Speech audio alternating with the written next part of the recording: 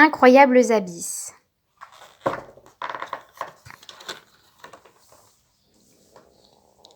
La lumière avant la nuit. Dans les eaux translucides du littoral, l'océan regorge de vie. Les rayons du soleil traversent encore la mer, pour y apporter la chaleur et la lumière.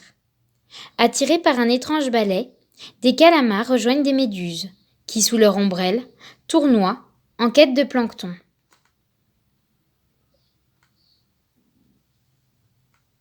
Les raies, aux majestueuses nageoires, arrivent à leur tour pour satisfaire leur féroce appétit, avec quelques crustacés. En dessous de 200 mètres de profondeur commence l'énigmatique monde des abysses. Devant supporter le poids de plusieurs tonnes d'eau au-dessus d'elles, les créatures qui y vivent ont su s'adapter au froid et à l'obscurité perpétuelle qui règne dans ces profondeurs.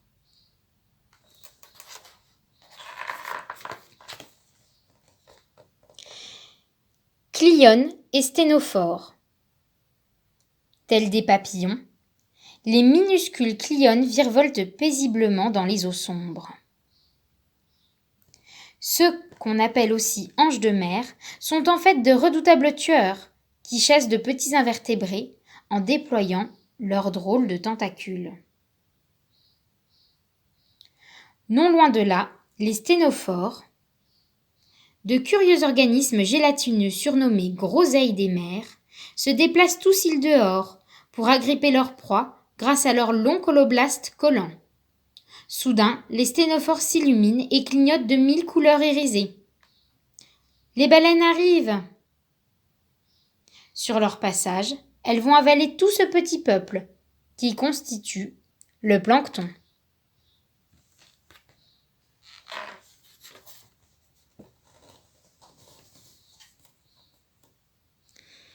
Éponges de verre. Ne vous fiez pas aux apparences. Si leur délicate et fine dentelle des éponges de verre passe pour des plantes fragiles, elles sont en réalité des animaux dotés d'une structure qui résiste à l'extrême pression des profondeurs. Dépourvues d'os et constituées de filaments de silice entrelacés qui leur donnent un air de tour Eiffel, elles sont un parfait refuge pour les larves de poissons qui aiment s'y cacher. Bien ancrées au fond de l'océan, elles filtrent les particules de nourriture qui traversent leur ingénieux squelette pour s'alimenter.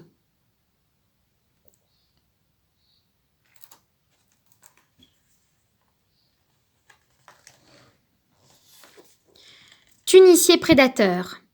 Dans la zone crépusculaire, une mystérieuse colonie de créatures ressemblant à des plantes carnivores s'est fixée sur le fond rocheux d'un canyon.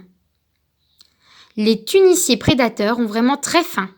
Cette armée d'affamés a développé une double stratégie pour se nourrir. Ils attendent patiemment d'aspirer tous ceux qui ont la mauvaise idée de dériver à l'intérieur de leur immense bouche, tout en filtrant en permanence des milliers de micro-organismes pour s'alimenter. Ce n'est qu'une fois leur repas digéré que les tuniciers ouvrent à nouveau leur bouche, en forme de capuchon, qui ne tardera pas à se refermer sur d'autres proies.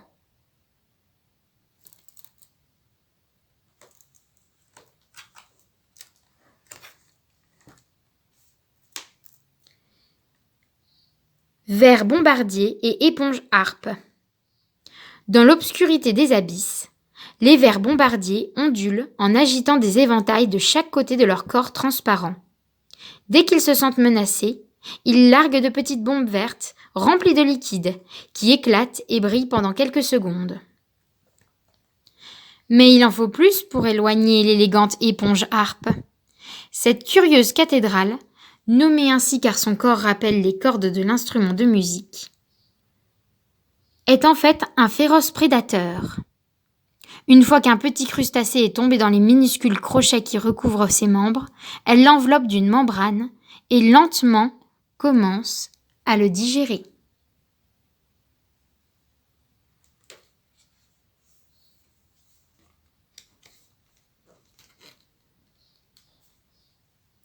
Calamar vampire et calamar bijou.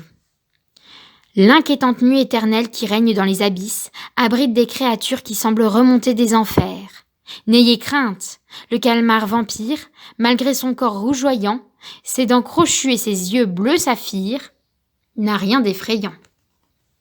Ce fossile vivant, mi-pieuvre, mi-calamar, se nourrit exclusivement des déchets marins, appelés aussi neige marine.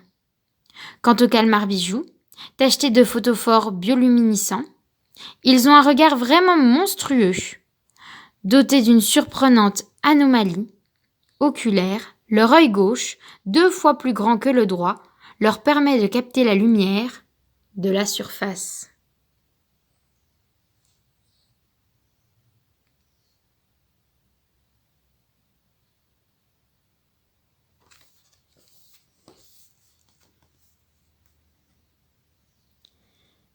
Siphonophores. Dans l'immensité des abysses tournoient les flamboyants siphonophores. On dit qu'ils sont les animaux les plus longs du monde. Pour se déplacer dans l'océan, ils propulsent leur corps d'une longueur vertigineuse qui peut dépasser les 30 mètres. Quelles créatures étranges! Les siphonophores sont constitués d'une chaîne d'organes qui se renouvellent constamment, reliés entre eux par un cordon appelé stolon. Ces super-organismes déploient leurs filaments urticants, tels des filets à la dérive, en émettant de la lumière pour attirer des poissons, des crevettes ou du plancton, qui se retrouvent ainsi piégés. Évents hydrothermaux et vers tubicoles. À des milliers de mètres sous la surface de la mer, les évents hydrothermaux crachent de curieuses fumées noires. Ça brûle, le magma n'est pas loin. Et les fluides toxiques qui s'échappent de ces cheminées sombres peuvent atteindre les 350 degrés Celsius. Pourtant, un luxuriant et drôle de jardin coloré a poussé sur les roches volcaniques et autour des évents. Coiffés d'un plumeau rose et pouvant dépasser les 2 mètres de long, ces étranges tubes sont les vers tubicoles. Malgré les conditions extrêmes, ces êtres téméraires vivent en parfaite symbiose avec les évents, qui les nourrissent des bactéries et des minéraux qu'ils rejettent.